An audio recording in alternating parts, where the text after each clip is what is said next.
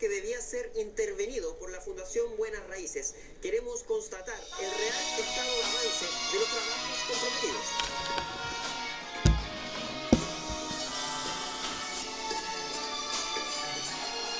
¿Aló? Hola, buenos días. Una consulta acá en Ecobarrio. Nosotros somos un proyecto de Ecobarrio. ¿Podemos pasar? Perfecto, muchas gracias.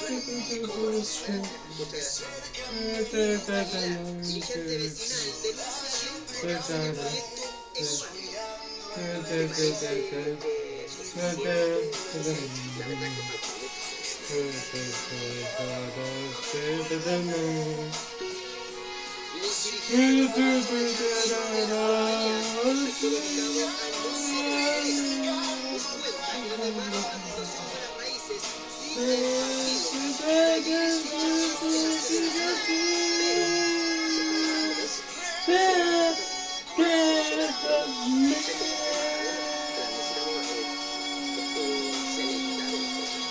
dirigentes muestra los avances de estos 6 meses.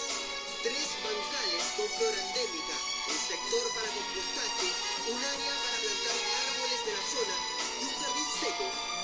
Todavía falta la construcción de un bancal térmico y un mecanismo para regar la sede con aguas grises del mar.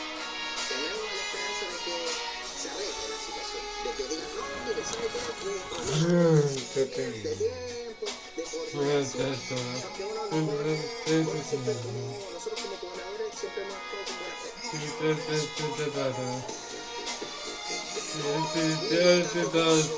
Pese a que la Contraloría no ha cerrado este convenio, conserva que una comisión investigadora para revisar el traspaso de los recursos. Usted puede aceptar la máquina igual, no se siente un poco de es que para los consejeros existen dudas respecto a la participación de la gobernadora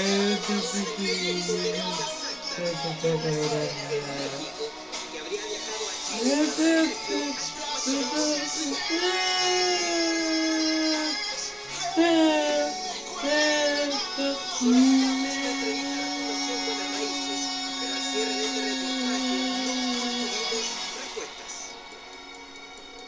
el cuestionado uso de los recursos públicos ha hecho que los ojos de la ciudadanía estén en la gobernadora.